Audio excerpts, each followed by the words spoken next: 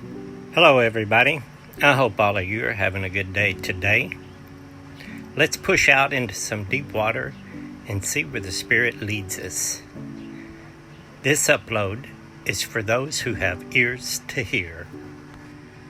1 Kings chapter 19 verses 11 through 13 is one of my favorite scriptures. It touches my soul.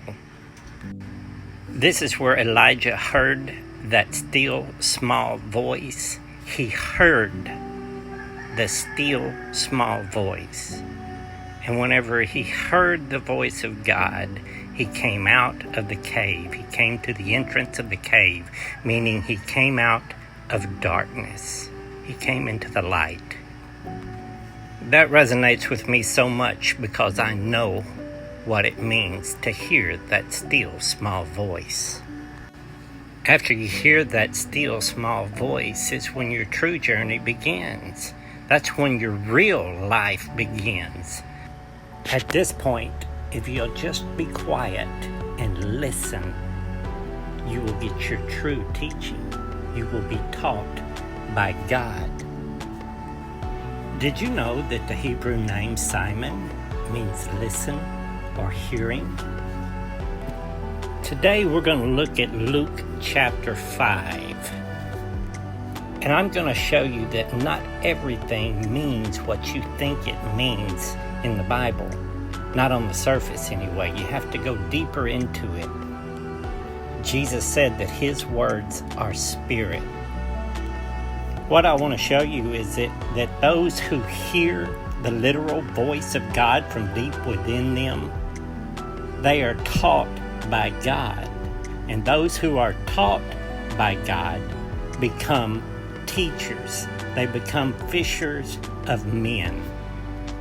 In Luke chapter 5 verse 1, you'll see that Jesus was standing by the lake of Gennesaret. Gennesaret means a fertile plain. What this is telling you is that Jesus went to a place where there were people who were ready to hear the voice of God. Not all, but some had ears to hear.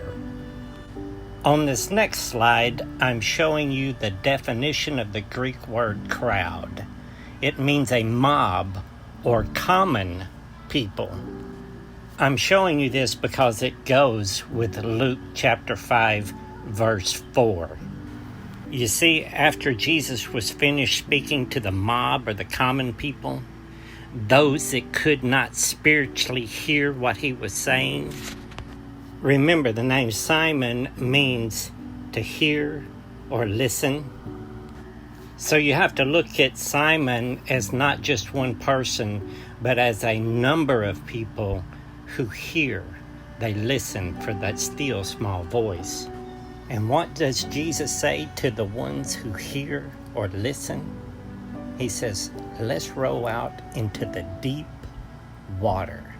Meaning, let's get into the deep stuff. I'm going to teach you some things with meaning, not just all this religious stuff that you see on the surface. I'm going to be quiet for just a little while and let you do some reading. And whenever the time comes, I'll pop back in.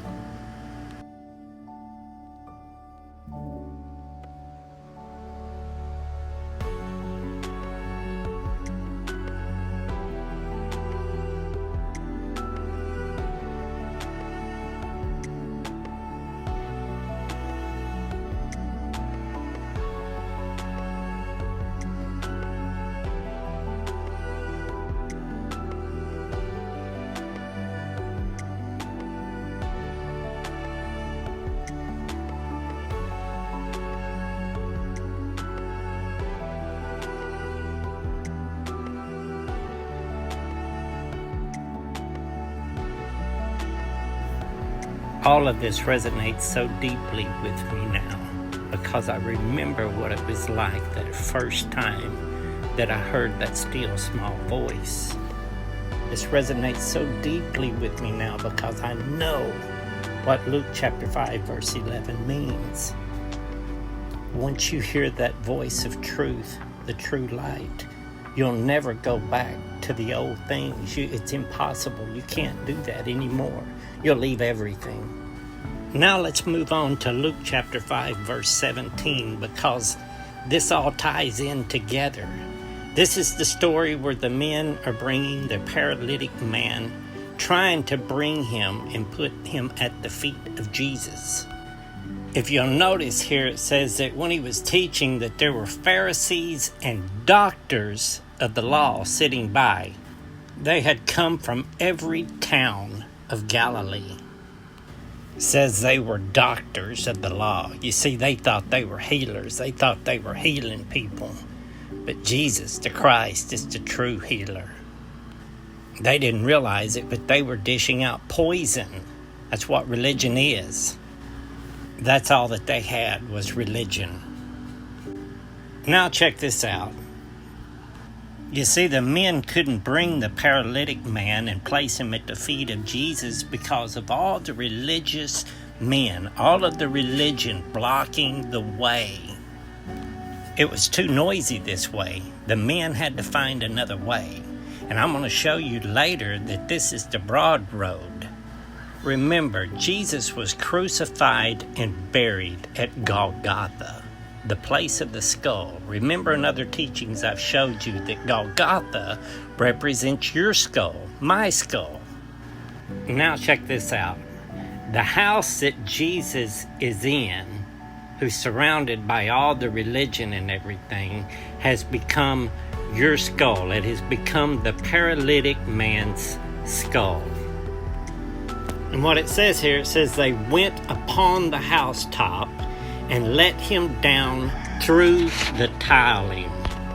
This word for went upon in the Greek language means to rise or ascend. You see, in order for them to be able to place this man at the feet of Jesus, they had to be taught by God. They had to rise above all that religion. They had to ascend above it and be in the clouds with Jesus and be taught by God. You see, after they were brought out into that deep water and taught by God, they were able to get through the tiling. You see, tiles are put down in layers. They were able to get through all those layers of programming, religion, and all the noise of this world in order for the sick man to hear that still small voice and be healed. You see, it's written here in Matthew chapter 7 that to enter by the narrow gate, says the way here is hard because it leads to life. And the reason it's hard is because most are unable to question what they've been taught. It's too hard to get beyond those layers of lies. You see, sometimes the hardest thing to do is to just be quiet and listen.